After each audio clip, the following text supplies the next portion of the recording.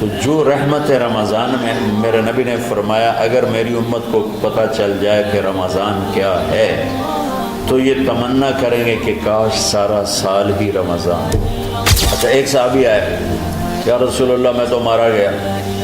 آپ نے کہا کیا ہوا؟ کہا میرا روزہ تھا, میں بیوی کے پاس چلا گیا. آپ نے کہا تو پھر تو غلام آزاد کر, کفارہ دے. کہا جی میں تو خود غریب آدمی ہوں, غلام کہاں سے آزاد خریدنا پڑے. آپ نے فرمایا پھر آخری ہے کہ 60 روزے مسلسل رکھنے ہوتے ہیں جو کفارے کے ہوتے ہیں. وہ کہنے لگا ایک روزے چاہے کم کیتا ہے, 60 روزے جو میں کی کریں. آپ نے کہا ادھر آ, یہ کھجوریں لے جا اور 60 گھروں میں تقسیم کر دے. کہنے لگا یا رسول اللہ, اللہ کی قسم مدینے میں مجھ سے غریب کوئی نہیں, آپ ایسا کرو یہ میرا کفارہ مجھے ہی صدقہ کر دو.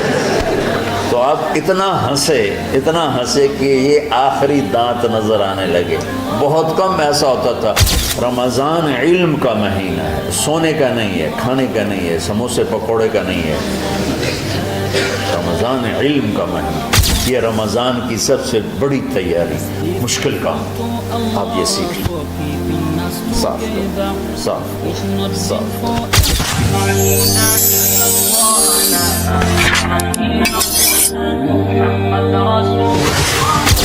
سارے مہینوں کے نام عربوں نے رکھے.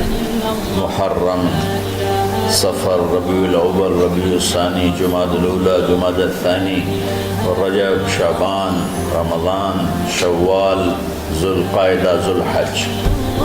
اس میں جو رمضان ہے یہ نام اللہ نے رکھا. باقی مہینوں کے نام تو رکھے عربوں نے. پھر ان کی زبان پہ اللہ لایا رمضان, چونکہ ابھی تو دنیا بھی نہیں بنی تھی اور اللہ نے قرآن کی تلاوت فرمائی تھی. تو اس قرآن میں تھا شہر رمضان الذی انزل فیہ القرآن. تو رمضان کا نام اللہ نے پہلے سے چن رکھا تھا, پھر ان سے رکھوا دیا. رمضان کہتے ہیں رمض یرمز, جل جانا, جل جانا. رمضان کو رمضان کیوں کہتے ہیں؟ اس میں گناہ جل جاتے ہیں.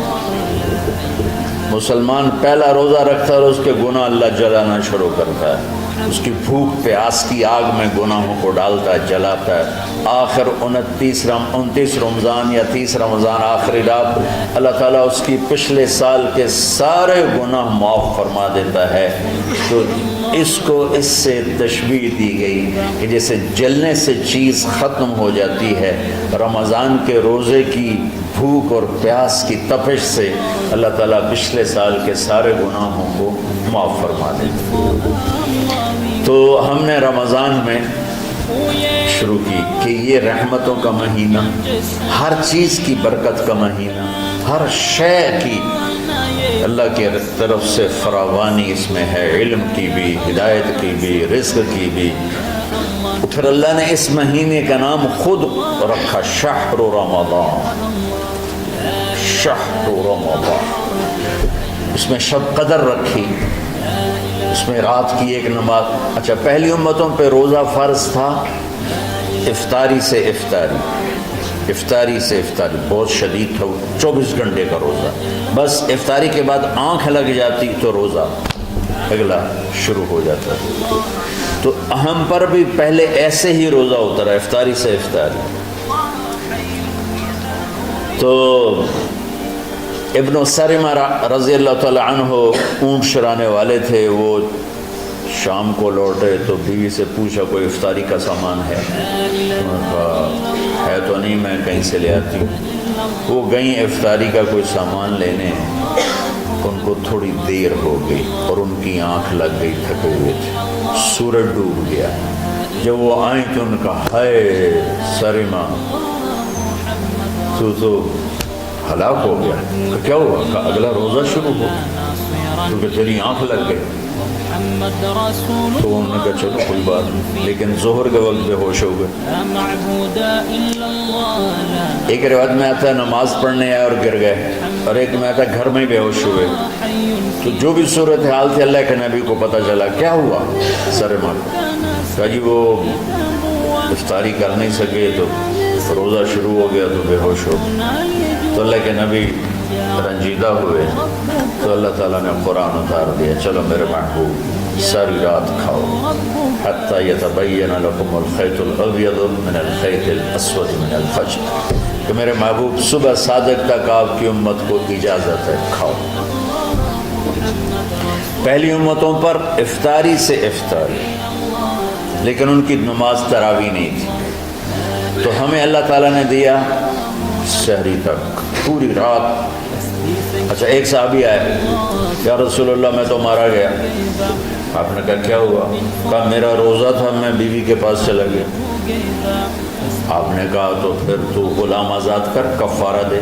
کہا جی میں تو خود غریب آدمی ہوں، غلام کہاں سے آزاد خریدنا پڑے. آپ نے کہا 60 مسکینوں کو کھانا کھلا. کہ میں آپ مسکین ہیں میں کینوں کھانا کھلاؤں. آپ نے فرمایا پھر آخری ہے کہ 60 روزے مسلسل رکھنے ہوتے ہیں جو کفارے کے ہوتے ہیں. وہ کہنے لگا ایک روزے چاہے کم کیتا ہے 60 روزے جو میں کی کریں. تو آپ نے فرمایا اچھا ٹھیک ہے بیٹھ جاؤ. بیٹھ گئے. تھوڑی دیر ہوئی تو ایک انصاری صحابی کھجوروں کا ٹوکرا لے کر آیا کہ یا رسول اللہ یہ صدقے کی کھجوریں تقسیم فرما دیں. تو آپ نے فرمایا بھائی وہ کدھر ہو؟ کہا جی بیٹھا ہوں. آپ نے کہا ادھر آ، یہ کھجوریں لے جا اور 60 گھروں میں تقسیم کر دے. سبحان اللہ. اللہ نے اس امت کو لاڈ لڈائے ہیں.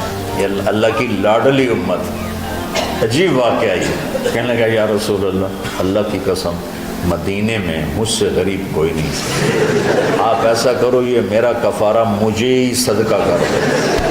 تو آپ اتنا ہنسے کہ یہ آخری دانت نظر آنے لگے. بہت کم ایسا ہوتا تھا. فضحك حتى بدت نواجذه. ایسا ہنسنا آپ کبھی کبھی ہنستے تھے کہ آخری دانت پورا منہ کھل جائے. تو آپ اتنا ہنسے کہ آخری دانت تک نظر آنے لگے. تو آپ نے کہا اچھا جا لہجہ تیرے واسطے، لیکن یہ صرف تیرے لیے اور کسی کے لیے نہیں. تو جب ایسی خیانت ہوئی تو اللہ تعالیٰ نے دوسرا حکم بھی اتار دیا باشروہن، کہ تمہارے لیے بیوی بھی حلال ہے، کھانا بھی حلال ہے جب تک صبح صادق نہیں ہو جاتی. لیکن اللہ نے ہمیں ایک نماز عطا فرما دی جس کو ہم آج صلاۃ التراویح کہتے ہیں. میرے نبی کے زمانے میں اسے قیام اللیل کہا جاتا تھا. تراویح کا نام کب پڑا اس کا تو مجھے پتہ نہیں، کہیں نہ کہیں لکھا ہوگا، لیکن صحابہ کے دور میں اس نماز کا نام تھا قیام اللیل. اس لیے حضرت عائشہ رضی اللہ تعالیٰ عنہ کی روایت ہے جس سے 8 رکعت والے حضرات استدلال کرتے ہیں کہ رمضان اور غیر رمضان میں اس کو امام بخاری نے قیام اللیل کا ہی عنوان دیا ہے. آپ نے 11 رکعت سے زیادہ نماز نہیں پڑھی. ایک ضعیف روایت میں ہے کہ آپ نے 3 دن پڑھائی نماز. یہ تو صحیح روایت ہے. کتنی رکعت پڑھائی؟ تو ایک ضعیف روایت میں ہے کہ 20 رکعت پڑھائی. اچھا ضعیف روایت سے عبادت ثابت نہیں ہو سکتی حکم شرعی. تو جب حضرت عمر رضی اللہ تعالیٰ عنہ نے سب کو، اب میرے نبی کے دور میں 3 دن کے بعد آپ تو آئے نہیں کہ کہیں فرض نہ ہو جائے، تو صحابہ اپنے طور پر قرآن سنتے تھے ٹولیوں میں. صدیقی دور میں 2 سال وہ فتنوں میں گزرا تو اس میں بھی اسی طرح چلا کہ ٹولیوں میں ہوتے تھے. حضرت عمر رضی اللہ عنہ کے زمانے میں حکومت مضبوط ہو گئی، طاقتور ہو گئے. تو ابتدائی سالوں میں نہیں، چند سالوں کے بعد اب مسجد میں تشریف لائے تو لوگ اس طرح کوئی 4 ادھر 4 ادھر 5 ادھر 10 ادھر 20 ادھر. کہنے لگے ان کو ایک امام پہ جمع کر دیا جائے تو کتنا اچھا ہوگا. تو آپ نے سب کو اکٹھا کیا اور ابی بن کعب رضی اللہ تعالیٰ عنہ کو امام بنایا اور سب کو ایک نماز پہ جمع کر کے 20 رکعت کا حکم عطا فرمایا. تو حضرت عمر کا یہ عمل اس حدیث کو مضبوط کر دیتا ہے کہ جو کہ میرے نبی نے کہا علیکم بسنتی و سنت الخلفاء الراشدین من بعدی، کہ میری اور میرے خلفاء راشدین کی سنت پر مضبوطی سے عمل کرنا. تو حضرت عمر کا جو 20 رکعت طے کرنا ہے اگر ان کا اپنا اجتہاد ہے تو بھی ہمارے لیے عمل کے لیے کافی ہے، اور اگر ان کو یہ یاد ہے کہ میرے نبی نے 20 پڑھی تھیں تو اور زیادہ اچھی بات ہے، لیکن بہرحال جو 8 پڑھتا ہے ہمارا اس پہ بھی کوئی اعتراض نہیں، کیونکہ وہ بھی حدیث کے ساتھ بات کرتا ہے، اور باقی پوری امت 20 پڑھتی ہے، ان پر بھی اعتراض نہیں۔ میں ایک جگہ سے گزر رہا تھا، نماز کا وقت ہو گیا، اہل حدیث کی مسجد تھی، میں وہاں نماز پڑھنے چلا گیا، تو ایک بہت بڑا اشتہار لکھا ہوا تھا، 20 تراویح ثابت کرنے والے کو 5 لاکھ روپے انعام۔ کس قدر بے وقوفی ہے، کس قدر احمقانہ یہ امت کی باتیں ہیں کہ 20 تراویح، سینکڑوں سال سے امت کا عمل 20 تراویح آ رہا ہے۔ تراویح کا نام جو پڑھا مجھے یوں لگتا ہے کہ اہل مکہ، یعنی اہل مکہ جو تھے نا، وہ 4 تراویح پڑھ کے ایک طواف کرتے تھے، تو وہ آرام کے لیے ہوتا، ترویحہ آرام، تھوڑی دیر کا آرام، تو 4 تراویح کے بعد ایک طواف کرتے تھے، وہ چھوٹا سا طواف 10 منٹ میں ختم ہو جاتا تھا، اور پھر 4 تراویح پڑھتے تھے، پھر طواف کرتے تھے، پھر 4 پڑھتے تھے، پھر طواف کرتے تھے۔ یہ صحابہ کے تھوڑے بعد کے دور کے بعد تو مدینے والوں کو پتہ چلا کہ مکے والے تو یہ کرتے ہیں، وہ کہنے لگے آسان کی قریب، انہوں نے کہا اسی 40 تراویح پڑھا، 40 رکعت، وہ 40 رکعت پڑھتے تھے۔ تو نوافل میں کوئی سختی نہیں کہ بھائی 8 سے زیادہ نہیں پڑھنی، بدعت ہو جائے گی، اور 20 پڑھنا بدعت ہے، یہ سب جہالت کی بات ہے۔ یہ 8 پڑھ رہے ہیں یہ غلط ہے، یہ بھی حماقت کی بات ہے۔ جو صحیح حدیث سے دلیل پکڑ کے کوئی عمل کرتا ہو تو بھائیو اس سے بحث نہ کیا کرو، مناظرہ نہ کیا کرو، یہ بہت نادانی والی بات۔ آج کل جو یہ ہمارے افطاری کے اوقات ہیں، یہ سورج ڈوبنے کے بھی 2-2.5 منٹ بعد کے ہیں کہ احتیاطاً، ٹھیک ہے چلو احتیاط کر لو کوئی مسئلہ نہیں، لیکن اصل ہے ادھر چونکہ اب سورج ہمیں نظر ہی نہیں آتا ہے، اس طرح ہم گھرے ہوئے ہیں شہروں میں، دیہاتوں میں بھی اب اس طرح کا ماحول ہے کہ وہ نظر نہیں آتا ہے، تو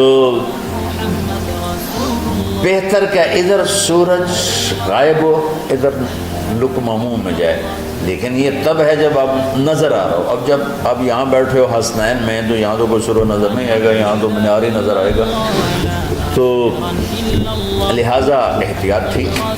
ہمارے اہل حدیث بھائی وہ 2 منٹ پہلے ہم سے افطار کرتے ہیں، وہ بڑی اچھی بات ہے کہ سورج کے غروب ہونے کا جو اصل وقت ہے اس کے ساتھ ہی افطار کرنا۔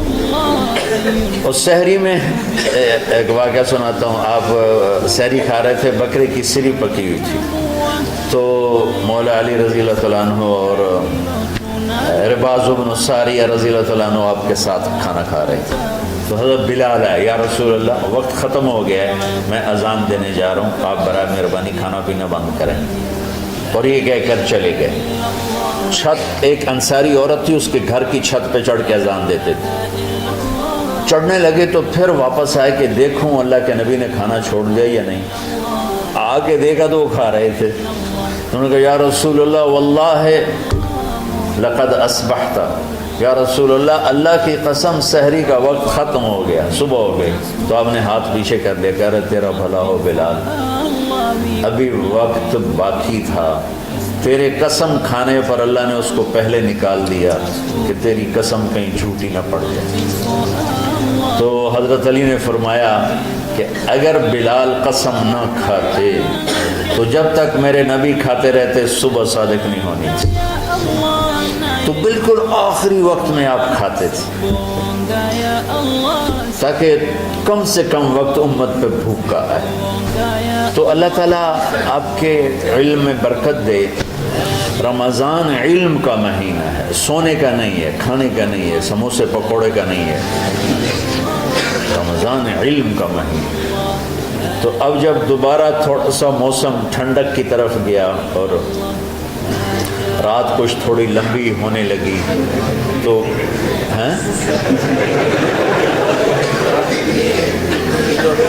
اس کے بارے میں سمجھ کا بتا رہے ہیں نہیں، مئی میں روزے آ رہے ہیں نا, گرمی تو ہے لیکن وہ جون والے روزے تو نہیں ہیں نا, جون کے روزے. آپ لوگ جوانوں, میرے جیسا کوئی آدمی کرے عذر بہانا تو ٹھیک ہے, اور پھر سحری کر کے اور فجر کی نماز کے بعد آرام ہوتا ہے, تھوڑی روٹین تبدیل ہوتی ہے, لیکن یہ دنیا مشقت کی اٹھانے کی جگہ ہے. بس رمضان کی سب سے بڑی تیاری کیا ہے کہ اپنے دلوں کو صاف کر لو پہلے سے. شعبان کی سب سے بڑی تیاری کیا ہے کہ اپنے دلوں کو صاف کر لو. جس دل میں نفرت ہو, بغض ہو, کسی کے لیے غصہ ہو, کسی کے لیے کیا کیا جذبے ہوں, دل صاف کرنا شب قدر اس میں ہے. اللہ کا عرش پہلے آسمانوں پر ہے, سارا دن ساری رات اللہ کے اعلان ہو رہے ہیں, کوئی بخشش چاہنے والا, کوئی معافی چاہنے والا, کوئی رزق چاہنے والا, کوئی ہدایت چاہنے والا, کوئی شفا چاہنے والا, اور فرشتوں کے اعلان ہو رہے ہیں, بھلائی کرنے والے آگے بڑھ, برائی کرنے والے بس کر دے. تو جو رحمت رمضان میں, میرے نبی نے فرمایا اگر میری امت کو پتہ چل جائے کہ رمضان کیا ہے تو یہ تمنا کریں گے کہ کاش سارا سال ہی رمضان ہو. تو ہم نے نظام بنایا ہوا ہے, لوگ وہ کر رہے ہیں, وہ روزانہ جھاڑو دیتے ہیں. تمہارا دل ایک آنگن ہے, ایک صحن ہے, اس میں بغض, نفرت, حسد, پتہ نہیں کیا کیا گندگیاں آئیں گی اور آتی رہیں گی. بچوں ایک کام کرو, جھاڑو پکڑ لو, صاف. یا اللہ معاملہ تجھ سے کرنا ہے, لوگوں سے نہیں. کسی نے برا کہا, کسی نے غیبت کی, کسی نے گالی دی, کسی نے دھکا دیا, کسی نے حق مارا, کسی نے کچھ کیا, یا اللہ تیرے سبب میں نے اپنے دل کو سب سے صاف, میں نے اپنے دل کو سب سے صاف کیا. یہ اتنی بڑی عبادت ہے کہ بڑے بڑے نفلوں والے, تہجد والے, حج عمرے روزے والے تمہیں نہیں پکڑ سکے, کیونکہ اس کا کرنے والا دنیا میں کوئی نہیں. نفل پڑھنے والے تو بے شمار ہیں, عمرے کرنے والے بے شمار ہیں, علماء بے شمار ہیں, حاجی بے شمار ہیں, سخاوت کرنے والے بے شمار ہیں, لیکن اس ٹکڑے کو صاف کرنے والا لاکھوں میں ایک بھی نہیں. مشکل کام, آپ یہ سیکھ لیں, صاف کرو, صاف کرو, صاف کرو. یہ رمضان کی سب سے بڑی تیاری. جس دل میں بغض بھرا ہو, نفرت بھری ہو, حسد بھرا ہو, کینہ بھرا ہو, اس میں خاک آئے, اس میں تو علم کی ایک کرن بھی نہیں آئی. زبان سے چاہے جتنے مرضی موتی بکھیرے, دل اس کا اندھا ہوگا. لا تعمل ابصار ولكن تعمل قلوب التي في الصدور. یہ آنکھوں سے اندھے نہیں, دل سے اندھے ہیں. تو ساری امت سے کہتا ہوں رمضان کا استقبال کرو, دلوں کو صاف کر کے, نفرتوں کو مٹا کے, مذہبی نفرت, دنیاوی نفرت, رشتوں کی نفرت, بول چال کی نفرت, سیاست کی نفرت, لین دین کی نفرت, ان سب سے اپنے دل کو صاف کرو تاکہ رمضان میں اللہ نے علم اتارا, اللہ تعالیٰ آپ کو علم عطا فرمائے. اور باقی لوگ جو عام دنیا میں زندگی گزار رہے ہیں ان کے دلوں میں اللہ رمضان کا نور اتارے اور اپنے اور ہدایت کا نور اتارے. یہ سب سے بڑی تیاری ہے. اور آپ میں جو حفاظ ہیں وہ ترتیب بناؤ, آپ کے اعزازہ بنائیں گے. آپ الگ الگ اپنا یہاں ٹولیوں میں بٹ کے, جیسے ماشاءاللہ پہلے ہوتا تھا, اپنا قرآن سناؤ. 10 دن میں سناؤ, ہفتہ میں سناؤ, 20 دن میں سناؤ, 3 دن میں سناؤ, تمہاری مرضی ہے. لیکن یہاں فضا بنے, چاروں طرف قرآن پڑھا جا رہا ہو, تو ایسے صرف دیکھ کر ہی ایمان تازہ ہو جاتا ہے. تو جو آپ میں حفاظ ہیں وہ غافل نہ ہونا کہ نو جی میری دعا یاد نہیں ہے. بھول گئے تو الگ بات ہے, کوئی کچا پکا ہے تو اس کے لیے تیاری کر کے سناؤ, کسی اچھے حافظ کو ساتھ لے کر, کچھ وہ سنائے, کوئی یہ سنائے, اس طرح کر کے. کوئی ضروری نہیں تراویح میں ہی ختم ہو, نفلوں میں اسے کر لو, لیکن حفاظ کوشش کرو کہ قرآن زبان سے ادا ہو جائے. رمضان میں جو قرآن سناتا رہتا ہے اسے ساری زندگی قرآن یاد رہتا ہے. اور کسی سے گلہ ہے, غصہ ہے, ناراضگی ہے, کسی سے بولتے نہیں ہو. ابھی سے شعبان آ چکا ہے, آپ شعبان سے رمضان کی تیاری شروع فرما دیتے تھے. تو اس کی تیاری کیا ہے؟ وہ دلوں کو صاف کرو، معاف کرو، معافی مانگو، تمہارا قصور نہیں پھر بھی معافی مانگ لو، دلوں کو صاف کرو اور اللہ سے سخاوت مانگو کہ اللہ کو سخی بھی پسند ہے اور صاف دل والا بھی پسند ہے۔